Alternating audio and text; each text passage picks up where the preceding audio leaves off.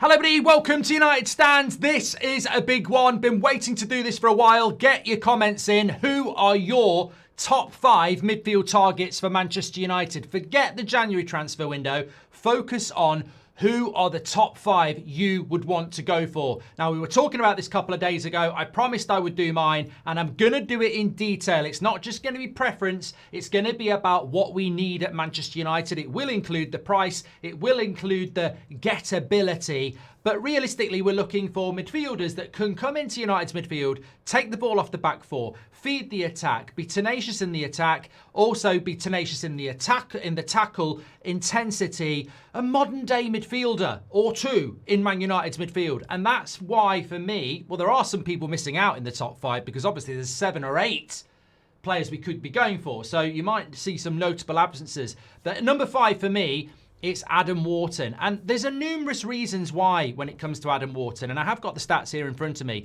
But I think when I look at Adam Wharton, I'm looking at successful defensive actions. I'm looking at passes per 90. I'm looking at, recoveries, etc. And then I'm looking at the eye test more than anything.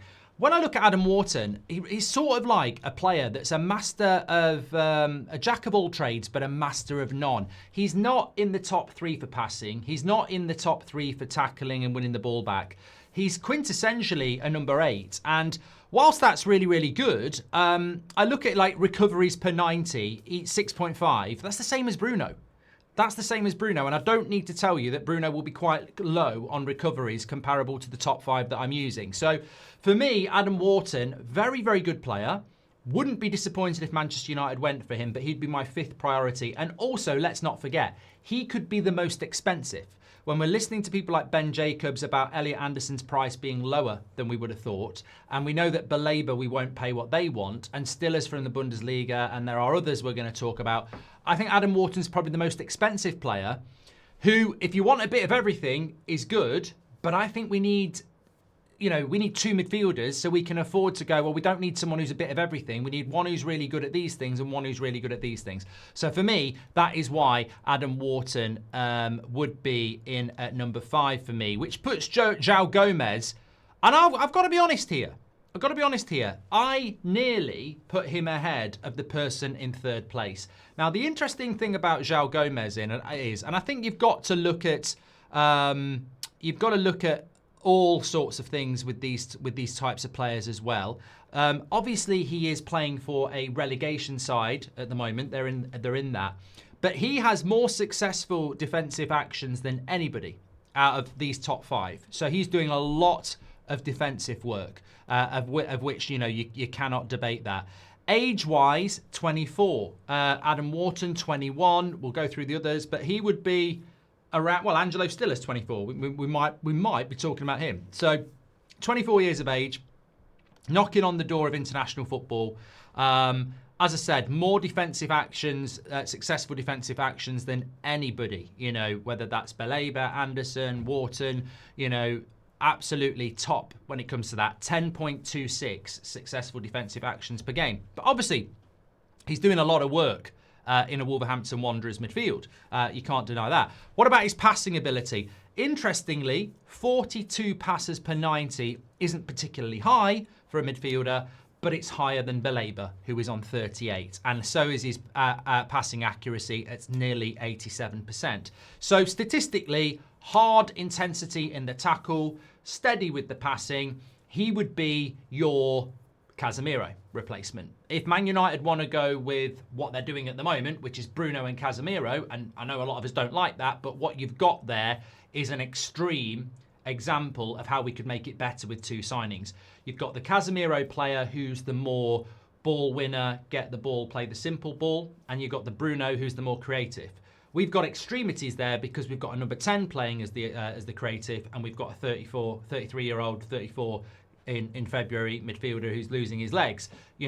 If we upgraded Casemiro and we brought a creative midfielder in who's actually a midfielder instead of Bruno, we would upgrade. So I think João Gomez is an interesting one, simply because when you look at it, he's doing more defensive work than anybody that we're looking at, and his passing is better than people in Belabor. So I think João Gomez is a worthy number 4, which obviously brings me on to, without too much of a spoiler, because I think you might have figured it out, I'm going to put Baleba in at number 3.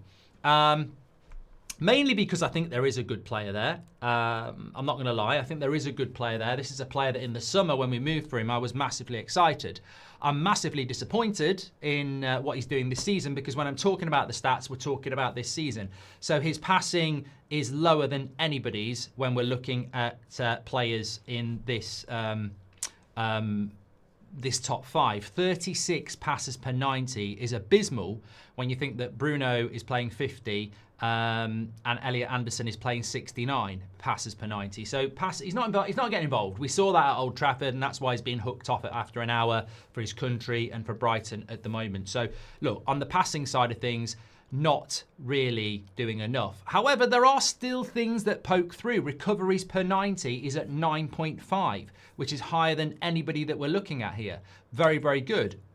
Not far off João Gomez, not far off Elliot Anderson, but recoveries per 90, he is the best. And defensively, when you look at successful defensive actions, 8.8, okay, it's not the 10.2 of João Gomez, but it does put him in second place, even ahead of Elliot Anderson. So defensively, Baleba does work well. You can't deny that. Even this season, he's doing a lot of defensive work. And even though that, you would say if he can do better, that can go even higher. So I'd say with Baleba, he's a bit of a, I wouldn't say he's a hidden gem because we've gone for him and they wanted £100 million and he's not worth that. But there is a player there. The big thing is, why is he playing badly for 3 months? And that is why I wouldn't have him as number 1. I actually think he may well still be Manchester United's number 1. As interesting as that might be, I still think he could be. Do not forget to give me your top 5. So I've got Wharton as number 5, João Gomez number 4. I've then gone with Carlos Baleba at number 3. Now this might surprise people, but my number 2 is actually Elliot Anderson. I don't conform to the masses. I have my own opinion, and that's why I want to see loads of different top 5s. You might have players that aren't even in here. There are players that might not be in here. So Elliot Anderson, for me, I think is the man of the moment. On the eye test, brilliant against us a couple of weeks ago. Established in the England midfield, which is not easy when you consider the competition. Very good chance that he'll be starting for England in the World Cup. Has a manager in Sean Dyche now that's going to really, provide stability to Nottingham Forest for the second half of the season, which will be good for him. What about Man United? Well, when I look at Elliot Anderson, I'm tempted to say, well, he's a bit of a jack of all trades like Adam Wharton, but you could almost compare Wharton to Anderson and on 3 key things. Recoveries per 90, 8.8 for Elliot Anderson, and as I said, Adam Wharton 6.5, which is the same as Bruno. What about successful defensive actions per 90? 7.8 to Adam Wharton's 6 and Bruno's 6. So again, he's actively involved in recovering the ball, winning the ball back. He's almost competing with João Gomez and Baleba, who are, defensive beasts really. So Adam Wharton's pushing them. But then in the passing stakes, passes per 90, he's doing more than anyone. Anyone on this list. He's 70 passes per 90 with a pass accuracy of 90%, which is just wondrous. Wondrous. So, Bruno's 50 passes per 90 with a pass accuracy of 83%. Elliot Anderson is 69 passes per 90 with a pass accuracy of 89. The interesting thing is, how many long passes does he play per game? 4 compared to Bruno's 6, who's way out compared to everybody else. But look, I think Elliot Anderson, to me, passes the eye test in relation to we've seen what he can do. But statistically, he's an absolute beast. I see the tweets going round, and I agree. He's top echelon of everything you want from a midfielder. And as I say, when we're looking at things like age profile, 23, little bit older than Wharton, a little bit older than Baleba. I think this is the player that Man United need to try and get hold of, and I completely agree with it. So why is he not my number 1? I'll explain in a moment. But remember, we do need 2 midfielders. So technically, he is one of the 2 I would go for. See what I did there? So, surely it's logical when you do your top 5, the top 2 are the 2 that you want. So Elliot Anderson is one of the 2 I want because we want 2. I'm very interested to know what the price is. And as I mentioned on the morning show this morning, we have to be very wary of competition for players, even for those that aren't even in my top 5. So Elliot Anderson would be my number 2, which means you probably figured it out. It's not Conor Gallagher. It's Angelo Stiller. And I did debate around whether to go Elliot Anderson number 1. I think some people will. Some people might put Belabor number 1. I don't know. The reason I've gone with Angelo Stiller is quite simply because we have a big Bruno Fernandes hole in the midfield, even when he plays or even if he leaves in the summer. Bruno Fernandes is not a midfielder. He is playing in the midfield because Ruben Amorim loves this transitional ball.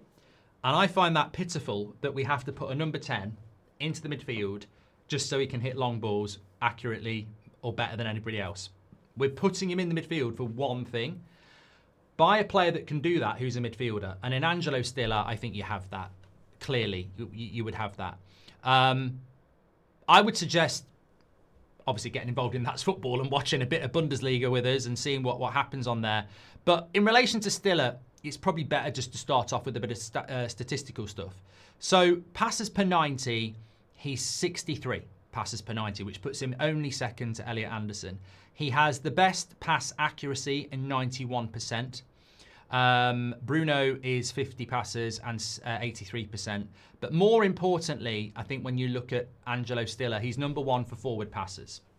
And Elliot Anderson's not far behind him, but he's 22 forward passes per 90, comparable to Bruno's 16 and Elliot Anderson's 21. He has an 82% accuracy with his forward passes compared to Elliot Anderson's 80% and Bruno's 72%. Forget Wharton, Belabor, Gomez, they're nowhere near. He's pretty, on the long pass, look, we are a transitional team and we probably still will be. Mbeumo's going nowhere, Cunha's going nowhere. Long passes per 90, he's second only to Bruno with 5. Bruno's doing 5.9, but obviously he plays, he can do that. I also think with Angelo Stiller, he's the one name on the list that really I think replaces Bruno Fernandes, in the sense that Bruno Fernandes may go, he may well stay. If we're looking to move him on, then he's a left footer, and I think that Bruno plays left midfield, Casemiro plays right midfield. As far as I know, Elliot Anderson's a right footer, Adam Wharton's a left footer, Belabor is a left footer, Gomez is a right footer, and obviously Bruno's a right footer. So effectively, Elliot Anderson right foot, Angelo Stiller left foot works really, really well. But it's not you could still go Stiller and Belabor and have 2 left footers. You could still do that. It's not the end of the world. I mean, Bruno's right footed and he plays left midfield. So it can still happen. But Angelo Stiller as a left footer into Bruno's position would give us more balance down the left-hand side. Some people say we're not getting the ball into Cunha's feet because we don't have the balance down the left-hand side. Age profile, I think he's 24. He is basically the Bruno Fernandes of Stuttgart. Not because he's a number 10 playing in the midfield, but he's their talisman. He's the guy who gets everything going. He's ready to take the step up. Trust me, it would be very hard for Man United to do this deal. He may well end up going to a Real Madrid. He may well end up going to Bayern Munich. That's the sort of, he might end up going to Barcelona. I don't know. He will end up going to, or an Arsenal. He'll end up going to a good club. This is not a player that's going to end up staying at Stuttgart for the rest of his career or going to someone like Crystal Palace. He's going to go to a top club. I think he is the hidden gem in what Man United can do this summer. The issue is he needs to be the Bruno replacement. And if we don't get rid of Bruno, I don't think there'd be much point in bringing Stiller in, because he is the midfielder that can do the creative side of things. Because the one thing I didn't mention is how does he do on the defensive side of the game? Well, his successful defensive actions per 90 is the same as Bruno, it's 6. It's the same as Wharton, it's 6. He's not necessarily really about the defensive side of things. Recoveries per 90, 7.5 is way more than Bruno's 6.5 and Wharton's 6.5. Not as good as Anderson or Belabor or João Gomez, who are heading forward 9. So he's not bad on the defensive side of things. And I must just add this in as well. Height-wise, A lot of people like to say he's small. He's taller than Elliot Anderson. He's taller than Bruno Fernandes. He's taller than Adam Wharton. He's taller than Baleba. And he's taller than João Gomez. So Angelo Stiller is taller than all of them. Not by loads. He's 183 centimetres. Anderson's 179 and Adam Wharton's 182. But, you know, he's not small, which I think some people think.